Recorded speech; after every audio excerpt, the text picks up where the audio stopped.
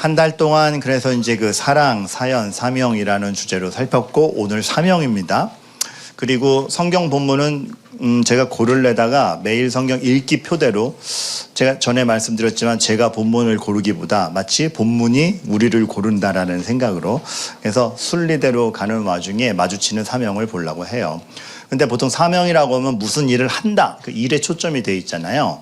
다른 각도에서 생각을 해볼게요. 보충적으로. 그러니까 하는 일이 내가 임무를 완수해야 될 게 뭐지? 임무에 꽂히면 동기부여나 누구를 위하여 하는지가 좀 상실될 때가 있어요. 그런데 사명은 일 중심이기보다는 하나님의 호흡을 그대로 느끼는 것이 사명의 본질인 것 같아요. 그러니까 하나님이 뭘 하고 계시지? 하나님이 뭘 좋아하시나? 하나님의 마음이 뭐지? 하나님 이걸 좋아하시겠구나라는 그 마음에서 행동으로 옮겨지는 게 사명인 것 같습니다. 그래서 어떤 임무거나 일거리이기보다는 하나님의 마음을 얼마나 이해하고 있고 동일한 호흡을 하고 있는가 그게 굉장히 중요한 것 같아요. 그 부분에 대해서 우리가 오늘 야곱의 이야기를 통해 살펴볼게요. 근데 이제 교회 처음 오시는 분이나 같이 성경을 읽지 않으시는 분은 맥락이 궁금할 것 같아서 오늘 얘기는 그래요.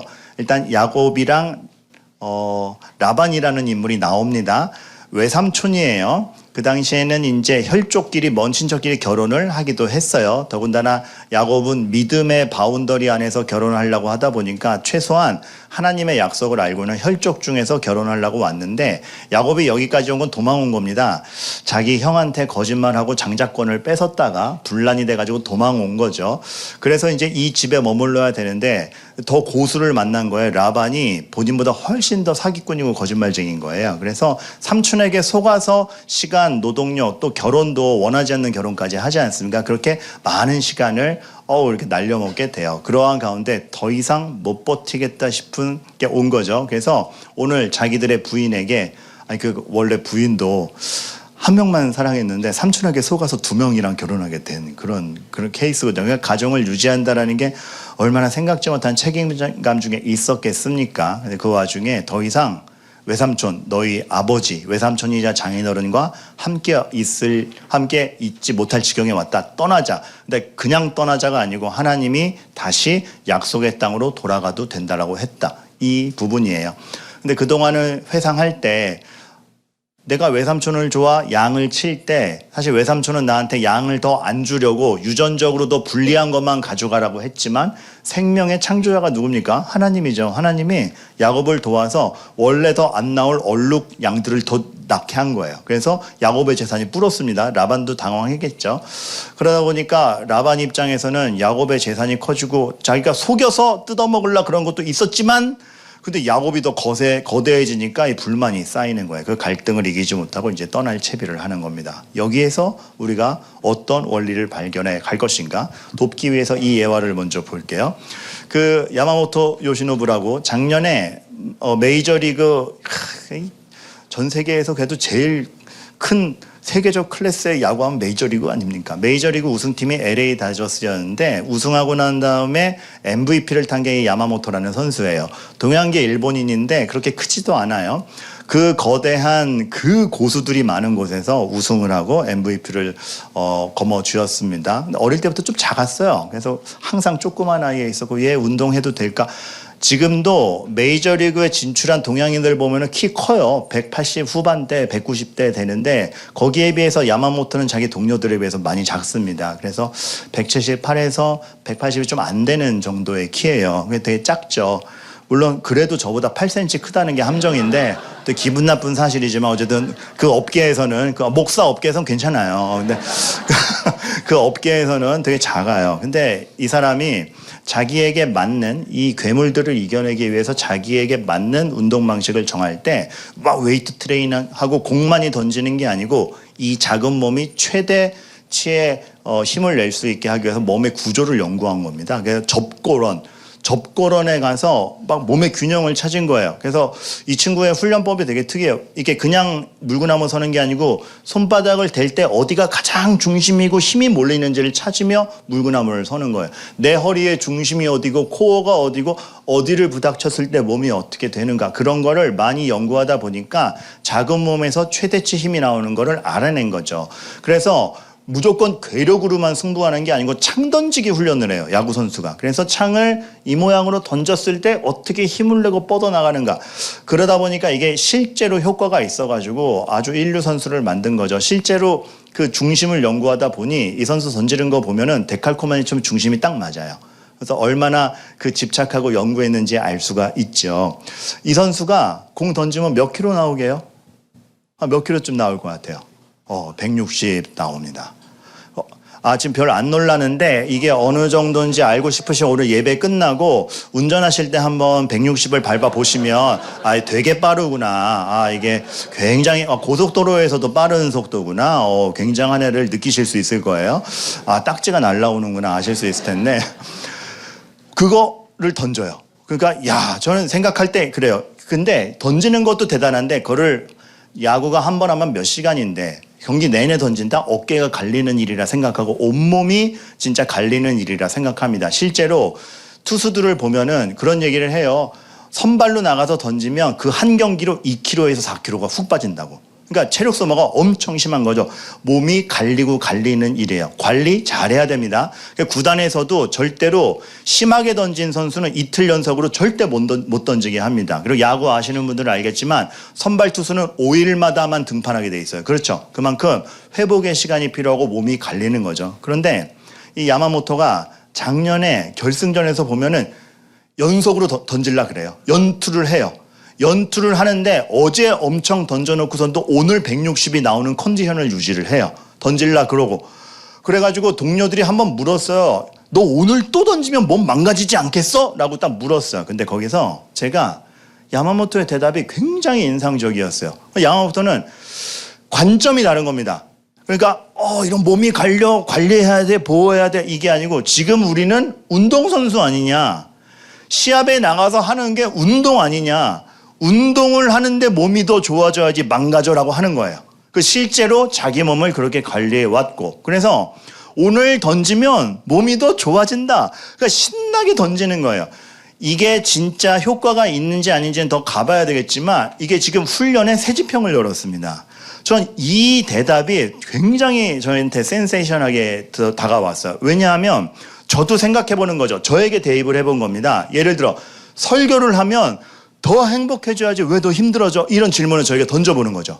설교를 하면 하나님의 뜻을 깨닫고 하나님의 인재를 맛보고 은혜를 받은 건데 더 행복해져야지 왜 설교가 끝나면 자괴감이 오고 힘들고 쉬고 싶고 왜 그러지? 물론 설교는 힘듭니다. 죄인의 몸으로 하나님의 뜻을 알려니 부담스럽고 그만큼 힘든 건 사실이에요. 하지만서도 정말 이게 하나님의 일이고 우리에게 은혜 주는 방편이면 설교를 하면 더 행복해져야지. 사역을 하면 더 행복해져야지. 왜 소진되고 소모가 일어날까? 이거 뭔가 잘못된 거 아닌가? 문득 이런 생각이 드는 거죠. 성도님들도 봉사를 하면 더 행복해져야지 왜 더 힘들어지지? 뭔가 지금 우리에게 문제가 있는 겁니다. 뭔가 정답을 찾지 못한 부분이 있는 거죠. 물론 모든 봉사는 힘듭니다. 쉽게 되는 봉사는 없습니다. 그렇지만서도 예수님의 말씀처럼 아버지의 뜻대로 행하는 것이 나의 양식이다. 되게 희한한 말이죠. 쉬어야 그게 양식이다. 내가 채워진다가 아니고 행해서 아웃풋을 하는 게 인풋이나 다름없다라고 얘기하는 이 말씀을 보더라도 뭔가 지금 잘못된 거예요. 공을 던지면 건강해져야 되고 설교를 하면 더 기뻐야 되고 사역을 하면 더 충만해야 되고 봉사를 하고 사랑을 주면 내가 더 사랑에 충만해야 되는데 지치고 소모되죠. 뭔가 잘못된 겁니다. 어떻게 그럴 수 있을까? 어떻게 그럴 수 있을까? 생각해 보니까 정말 왜곡이 없고 기쁨이 기쁨 그대로 가야 되고 사랑이 사랑 그대로 가야 되고 어떠한 방해도 없이 왜곡이 없고 또 의미를 알고 하고 사랑이 있다라면 설교하는 만큼 행복이 올 것이고 사역하는 만큼 지치지 않을 것이며 봉사하는 만큼 기쁨이 있을 겁니다. 근데 우리 현실이 아무리 선한 의도를 갖고 해도 실제적으로 왜곡이 있죠. 죄로 인해 기본적으로 왜곡이 있습니다. 선한 의도도 오해하며 최선을 다해도 결과가 안 오고 늘 변수가 있고 그래서 실망이 오고 왜곡이 있어요. 그리고 의미를 잃어요. 분주하고 바빠지다 보면은 의미를 알고 행동해야 그나마 버티는데 의미를 모르고 하다 보면 노동받게 되지 않는 경우들이 어느 일터에서나 생길 수 있습니다. 그리고 사랑이 없으면 사랑이 있어야 자발적으로 하는데 사랑 없이 의무감으로만 하면 지치게 되는 건데 혹시 우리가 왜곡이 없지 않은 게 오히려 왜곡이 있고 의미를 잃어버리고 사랑 없이 하고 있는 거 아닌가. 그래서 제가 이 3주 동안에 4주년을 기념하면서 사랑, 사연, 사명을 살펴보고자 한 것도 우리 모두에겐 사연이 있어요. 스토리가 있어요.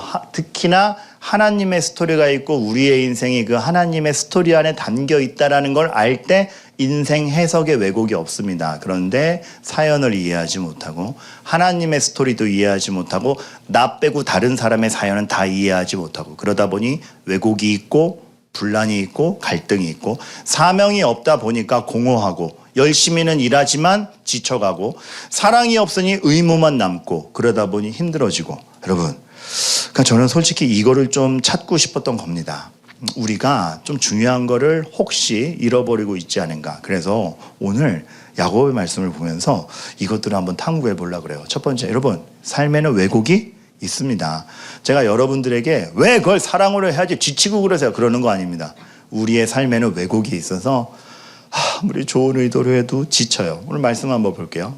이렇게 얘기하죠. 외삼촌의 아들들이 외삼촌이랑만 문제가 있었던 게 아니라 외삼촌 아들들에게 문제가 이렇게 불만이 있어서 왜 없었겠습니까? 저거 우리 아빠 밑에서 일하면서 지가 재산 다 가져가네 이런 의식이 있었던 거예요. 근데 사실 야곱의 입장에서는 정당하게 일했고 오래 일했고 성실하게 일했고 오히려 외삼촌 라반이 나를 속여서 뒤통수 맞은 적은 있어도 야곱이 속인 적은 없거든요. 거기에 하나님의 도우심이 있다 보니 잘 된 건데 사람의 입장은 다 자기 입장에서 얘기합니다. 라반의 아들들이 하나님 말을 들은 즉 뭐라 그래요? 야곱이 우리 아버지 소유 다 빼앗고 야곱 때문에 우리가 망했다.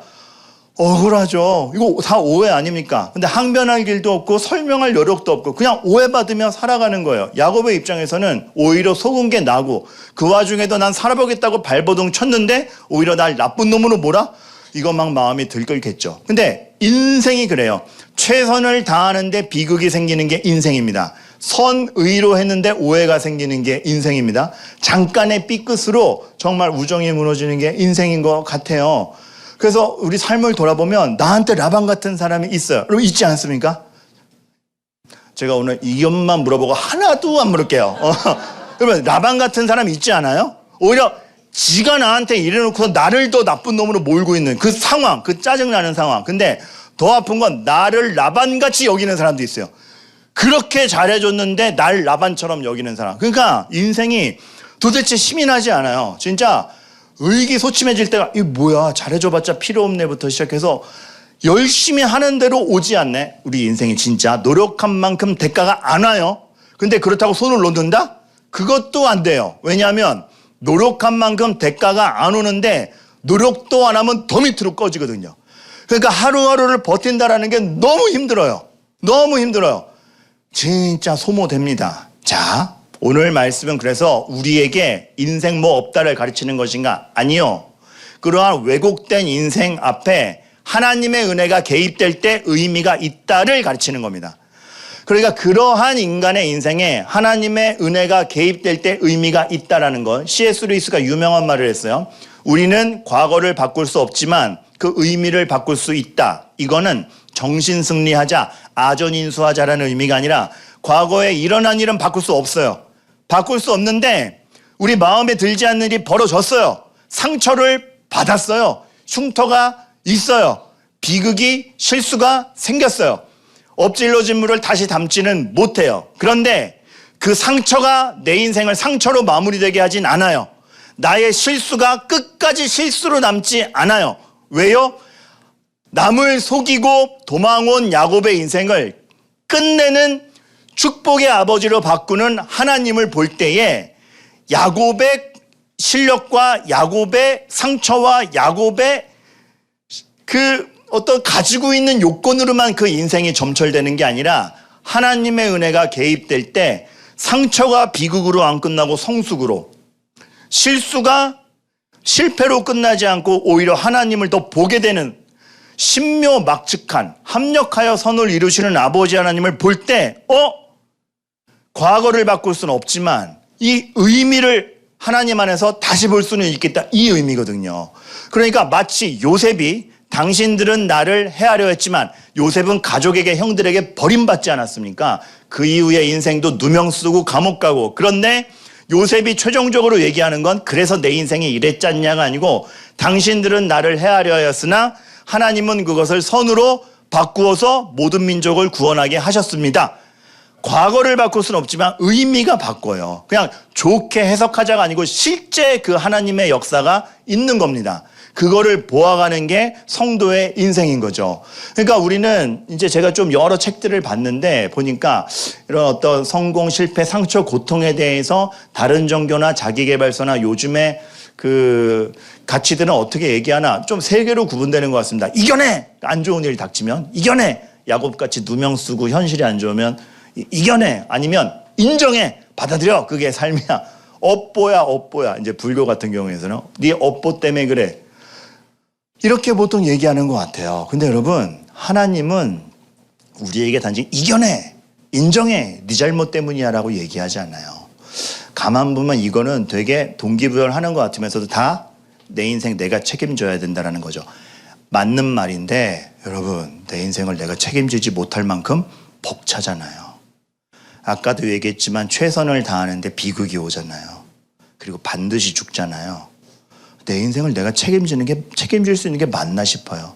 성실하게 살겠지만 어느 순간 허무할 정도로 훅 꺼질 때가 있습니다. 이겨내! 어쨌든 나보러 실력 가지라는 거 아닙니까? 인정해! 그냥 그 사실이 그러니까 들고 살라는 거 아닙니까? 업보야! 업보라는 게 있지도 않지만 내 실수 때문에 내 인생 이렇게 됐다라는 거 아닙니까? 하나님 그렇게 얘기하지 않습니다. 하나님이 그 인생을 이끌어 가시니 고통을 면제해 주겠다라는 건 아니지만 그 고통이 전혀 다른 걸 생산해낸다. 십자가 죽음이 부활을 만든 것처럼 하나님의 손 안에선 전혀 다른 것이 니네가 생각지 못하는 선이 이루어진다. 그러니 하나님께서 너희 인생을 선하게 이끌어간다는 걸 확신하는 가운데 인내해라. 그냥 꾹 참으라가 아니라 오늘 이 고통대로 결론되지 않고 하나님이 일하심이 분명히 있기 때문에 하는 인내. 그러니 그게 연단이 되어 훈련이 되고 나를 더 성숙한 사람으로 만드는, 근데 성숙한 정도가 아니고 소망까지 볼 수 있는 전혀 다른 사람의 양태와 생활 습관과 삶의 모습을 만들어낸다는 거죠. 하나님은 우리 보러 그냥 꾹 참아가 아니고 전혀 다른 길이 너희의 실력과 환경을 넘어서서 일어나고 있으니 그거를 의지하고 하나님의 은혜가 개입될 때 전혀 다른 것이 펼쳐진다는 것을 인생을 통하여 보아라예요. 그러니 이겨내지 못했는데 패배가 아니고 인정하지 못하고 내가 정말 인정하기 싫은 비극이 터졌는데 그걸 통해서 전혀 다른 게 만들어지고 생각지 못한 게 이루어지고 업보를 정산하지 못하는데, 아니 우리에게 업보는 없지만 내 실수를 들고 살고 실수대로 결과할 것 같은데 참 하나님이 신묘막측하게도 은혜로 그 실수가 덮어지는, 그때 정말 내 실수로 우리 가족 다 망하는 줄 알았는데 오히려 하나님의 인도하심을 가족 모두가 각자 보는, 방치된 것 같은 내 자녀가 내 실수 때문에 엇나간 것 같은데 돌이켜 오게 하시는 하나님의 역사를 보는다라는 거죠. 그러니까 우리가 성경을 볼 때 물론 성경에 세월을 아끼라 뭐 그런 말씀들이 청년 때의 시간을 아끼라 전도서나 에베소서 말씀에도 나오지 않습니까? 그런데 성경에서 시간 낭비를 하지 말라는 건 그저 시간을 능률적으로 써라, 그러니까 놀지 말아라 이런 게 아니고 모든 시간이 하나님이 역사하는 시간인 줄 알고 그 의미를 되새겨라 해요. 그러니까 오늘 보기에는 내 헛되이 지나갔어. 아무것도 이루지도 못했고 내 마음에 드는 거 하나도 없고 오늘은 날렸다 싶은 그날도 하나님이 역사하시는 날이고 하나님이 의미를 만들어 놨으니 그 시간이 헛되이 날아가지 않는다를 인식하는 게 낭비하지 말라요. 단지 능률을 추구하는 게 아니라. 그러다 보니 우리는 성경을 볼 때 실천점을 뽑아낼 때 오늘 같은 것만 봐도 야곱처럼 시간 낭비하자라고 얘기할 수 있겠습니다. 근데 그냥 이렇게만 결론 지으면, 하나님을 못 보고 이렇게만 결론 지으면 되게 부담이 돼요. 야곱처럼 괜히 하나님 방식도 아닌데 거짓말하고 집 튀어나왔다가, 그러니까 또 거짓말쟁이 삼촌 만나서 아이고 그냥 그거 벌 받는 거 아니야. 그래서 고향에 있었으면은 하나님이 어련히 언약의 상속자로서 축복 주실 건데 괜히 집 나가서 방황하다가 고생하다가 이제 다시 돌아가는 거 아니냐. 그렇게 야곱처럼 시간 낭비하지 말자라고 얘기할 수도 있을 것 같지만 그게 그냥 최종 교훈이 돼버리면 이미 시간 낭비를 한 채 교회 온 사람은 어쩌지요? 이 교훈 앞에 자책감밖에 느낄 게 없습니다. 그렇잖아요. 이미 목사님 저는 이게 이미 시간 낭비를 해서 많은 세월을 버리고 그래도 교회에 왔는데 야곱처럼 시간 낭비하지 말라 그러면 저는 어쩝니까가 나오는 거죠. 여러분 하나님은 그렇게 승부하시는 분이 아닙니다. 하나님이 오늘 야곱을 통해서 주시는 말씀은 야곱처럼 시간 낭비하지 말라라는 주제는 물론 있지만 이거에 가까워요. 야곱처럼 낭비된 시간을 산 사람도 내 은혜가 개입하여 반드시 돌려놓는다. 그러니까 사람을 본받자보다 그 사람에게 하나님이 뭘 하시냐예요. 다윗처럼 결단하자. 좋죠. 다윗 얼마나 본받을 게 많아요. 근데 다윗처럼 결단하고 다윗을 본받자라고 하면 다윗의 간음은 어찌합니까? 나오잖아요. 간음한 다윗도 회복시키시는 하나님을 보자가 돼야 돼요. 그리고 그 하나님이 내 하나님이다. 그러니까 방금 얘기했듯이 야곱처럼 시간 낭비하지 말자 보다 더 큰 교훈은 시간을 낭비한 것 같은 야곱의 인생 속에서도 하나님의 은혜가 들어오니 하나님의 약속이 어떤 의미를 만들어내는가 이걸 보자라는 거죠. 그러니까 우리도 무엇을 보고 인생을 걸 것인가. 정말 내 실력만 보자라면 최선을 다해도 오해가 오고 최선을 다한 만큼 결과가 오지 않는 내 인생 기대한 기대치가 요 정도인가가 아니고 낭비된 것 같은 나도 똑같은데 낭비된 것 같은 이 상황에 낭비된 날이 없었고 하나님이 하루하루를 역사하셨다라는 것을 확신하고 그거에 의해 만들어지는 나를 볼 때 전혀 다르게 세상을 볼 수 있어요. 그 1, 2부 때 안 한 건데 여러분만 해드리는 거예요. 하나님이 그 시간을 표현할 때 갈라디아서에 되게 멋있는 말이 나와요. 때가 되었다, 시간이 흐른다라고 표현하지 않아요. 시간이 가득 찬다라고 표현해요. 때가 참해. 갈라디아서 4장 4절. 아니 못 믿는 눈빛이라 주소까지 알려드리는 거야. 때가 참해요. 하나님의 시간은 그냥 흘러가지 않고 어떠한 날도 하나님이 그날 채우고 만들고 나의 의도와 뜻을 포기하지 않고 가득가득 채우며 간다. 그래서 이스라엘 역사가 이스라엘이 배반하고 말 안 듣고 나라가 망해서 포로로 잡혀가고 그래서 돌아왔고 전성긴 다 잃어버렸고 또 로마의 속국이 되었지만 때가 참에 하나님의 약속대로 그리스도가 온 것을 보면 낭비한 것 같은 인상 속에서 하나님의 손길이 개입될 때 너희들의 인생은 희망이 있다. 그거 보자는 거예요. 그러니까 여러분 너무 여러분에게 실망한 걸로 결론 내리지 마시고 여러분에게 실망치 않고 끝까지 데려가시는 하나님을 보자. 이겁니다. 그래서 야곱이 그걸 봤어요. 우리 상황이 지금 이렇지만 나에겐 약속이 있었다. 내가 너와 함께 있으리라 한 하나님의 약속이 있었다. 그리고 지금 상황은 막 엉망진창이고 삼촌도 나 오해하고 상황은 안 좋지만 그러할지라도 내 아버지의 하나님은 나와 함께 계셨다. 그러니까 좋을 때만 있었던 게 아니고 삼촌이 날 괴롭히고 오해받고 도망자 신분이고 이럴 때라 할지라도 오늘 하나님은 나와 함께 계셨다. 그래서 오늘이 무의미하지 않다. 그 부인들을 설득할 때 이건 잘못하고 안 했고 우리 상황이 좋잖아. 얼마 모아놨으니까 괜찮아. 이렇게 하지 않아요. 하나님이 안 계신 날이 없었다. 그거예요, 여러분들. 그러니까 참 야곱이 아내들에게 그들도 알거니와 내가 그 모욕을 받으면서 사기 당하면서도 얼마나 힘써 일했는지 알지? 아버지 섬겼는지 알지? 근데도 우리는 다시 이 집을 나가야 될 처지에 있었지만 설득력 있는 건 그거죠. 그러나 선택권 없이 지금 다시 나가고 돌아갈 곳도 나를 미워하는 형 에서가 있는 본집으로 돌아가야 되지만 하나님의 약속이 있으니 가보자. 여기서 부인들의 동의가 일어나는 겁니다. 선택권 없이 오늘을 사시는 여러분들을 축복합니다. 정말. 여러분 아침에 눈 뜨면 선택권이 없죠. 그냥 주어진 걸 살아야 되잖아요. 막 나에게 여러 옵션이 없잖아요. 그러니까 날 때부터 맹인이었던 사람이 눈에 힘을 준다고 눈이 안 떠지듯 여러분의 삶에 사실 그렇지 않나요? 선택권 없이 근데 살 때 하나님이 역사하신다는 거죠. 선택권이 없어 보였지만 하나님이 인도하시는 그것들을. 그래서 야곱이 참 감동스러운 건 뭐냐면 내일 본문 보면 이렇게 얘기해요. 내가 이 20년을 외삼촌과 함께 낭비하였다라고 하잖아요. 내가 이 20년이나 거기서 노동착취 당했어요. 원하지 않는 결혼도 하고. 근데 이걸 외삼촌과 함께 하였거니와. 이 표현이 31장 초반부에 하나님, 나의 아버지의 하나님이 나와 함께 하셨다라는 표현이랑 동률적으로 쓰입니다. 하나님이 나와 함께 하신 그 날이 내가 이 20년 동안 외삼촌에게 함께 있었던 날과 똑같다.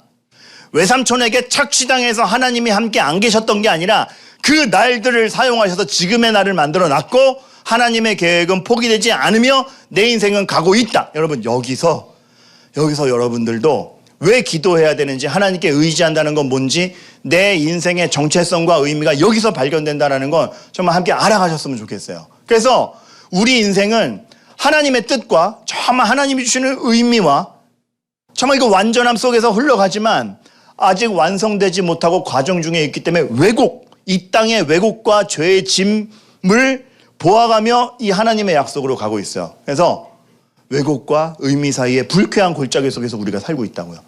불쾌한 골짜기, 그 인식론에서 나오는 거죠. 뇌과학에서 보면은 허구와 실제 사이에 애매한 게 불쾌하게 인식된다고 하지 않습니까? 그러니까 예를 들어 이거예요. 컴퓨터 그래픽으로 지금은 많이 발전돼서 그렇지만 옛날에 컴퓨터 그래픽으로 사람 애매하게 만들면 막 이질감 느껴지죠. 가짜인데 사람을 만들었는데 사람만큼 온전하진 않으니까 애매한 컴퓨터 그래픽을 막 이질감 느껴진다고요. TV 좀 보세요. 그런데 우리 인생이 마치 그런 것 같아요. 불쾌한 골짜기에 있는 것 같아요. 완전하신 하나님을 확신하며 살아가는데 불쾌한 골짜기에서 이게 뭐지 하며 살아가요. 근데 거기서 골짜기를 인식할 것이냐, 하나님의 약속을 인식할 것이냐, 그리고 그 과도기에 우리는 무엇을 해야 될 것이냐. 제가 지난 주일에 잠깐 앞에 나가 있다가 주일날이잖아요. 가시는 성도님들 인사하는데 그때 버스가 한 대, 시내버스가 지나갔어요. 근데 그 버스 기사님이랑 눈이 마주쳤어요. 지금도 미스테리긴 합니다. 33번 버스 기사 아저씨 왜 저랑 눈이 마주치셨나요? 왜 절 째려보셨나요? 이제 한번 버스 회사에 물어볼 건데 눈이 마주치는 순간 문득 이런 생각이 들었어요. 저분들이 주일에도 운전해 주시는 덕분에 우리가 교회로 올 수 있다. 근데 만약에 저분이 우리 교회 집사님이었으면 난 어떡하지? 이렇게 말할 수 없는 겁니다.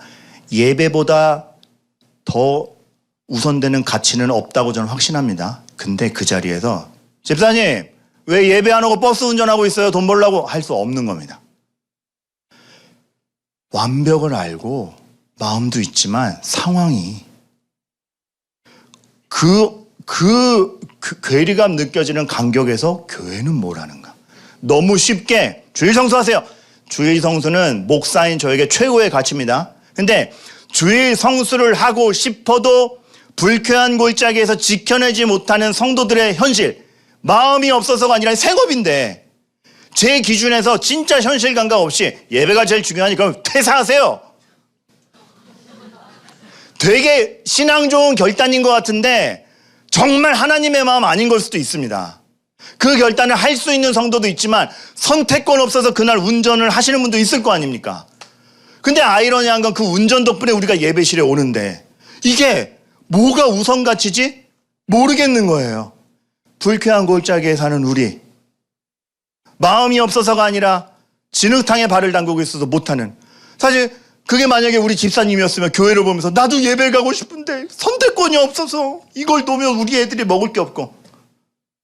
주님이었으면 어떻게 하셨을까 저는 생각했습니다.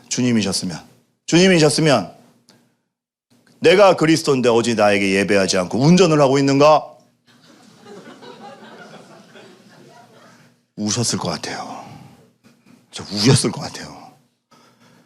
정말 내가 너희를 사랑하고 은혜를 주고 싶은데 이 죄 때문에 어그러진 세상에서 너희가 삶을 버티느라 자유롭게 예배 나오지 못하는 그 현실적인 환경들에서 나에게 나오지 못하지만 마음은 있는 버텨가는 너희들아 하시면서 내가 너희를 위하여 죽었으니 포기하지 말고 그날을 버티라. 우실 것 같아요. 나사로의 무덤 앞에서 우신 것처럼, 나사로의 무덤 앞에서 우신 것처럼. 그리고 책임지실 겁니다. 시간은 걸리겠으나 이 울음이 헛되지 않으며 책임질 테니 정말 새롭게 되는 날이 올 것이다. 근데 이 중간에서 이 미완성의 시대를 우리가 너무 설명 없이 보내는 거 아닙니까? 저는 완벽한 가치가 있어. 주일 예배 우선이고 드려야 되고 주일 성수 해야 되고 해야 되는 것들이 있어요. 하지만 마음이 있으나 환경이 안 되는 그 누구, 환경은 되지만 마음이 없는 그 누구, 결단할 수 있고 순교할 수 있는 사람도 있지만 안 믿는 건 아니지만 순교할 자신까지는 없는 온갖 성도들이 있습니다.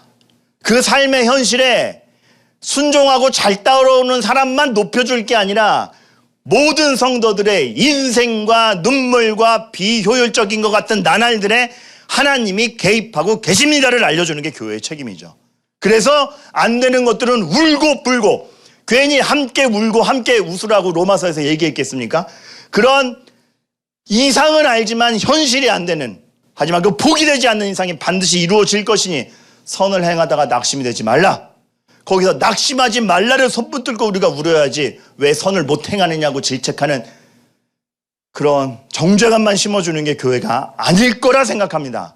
그래서 불쾌한 골짜기에서 일어나는 고민과 자책감과 정죄에서 믿음으로 이겨내는 것이 무엇인가를 우리 교회는 앞으로 탐구해 가기로 결의합시다. 지금 너무 슬로건만 있어요. 슬로건만. 부흥하자! 하고 싶죠. 그러나 우리의 현실이 부흥이 기쁘기에는 너무 척박하고 그 말이 공허하게 들리고, 그러나 하나님께서는 그 너의 현실에 라반과 함께 했던 너의 인생에 내가 함께 있었고 나는 너를 만들고 있고 무의미한 날은 없다 얘기하시는 겁니다. 그것을 은혜라고 하는 겁니다. 우리 교회의 사명이 그 하나님의 마음을 성도에게 전해주고 거기에 진짜 위로를 받고 살아가는 저희가 되기를 주님의 이름으로 정말 축원합니다. 그래서 우리가 오늘 마지막으로 함께 부를 찬양은 은혜예요. 은혜. 내가 누려왔던 모든 것들이, 내가 지나왔던 모든 시간이 마음에 안 드는 것도 있고 정말 상처받는 것도 있고 계획대로 안 되는 것도 있는데 은혜였어. 은혜였어. 아침 해가 뜨고 저녁에 해가 안 떴으면 좋겠는 날이 있는데, 허무하게 하루가 마무리됐는데 당연한 것 아니라 은혜였어. 여러분, 정말 그 은혜가 우리들에게 있게 되길 바라며 하나님이 여러 번 포기하지 않고 오늘 역사하고 계시다는 걸 믿으며 다 함께 찬양합니다. 내가 누려왔던 모든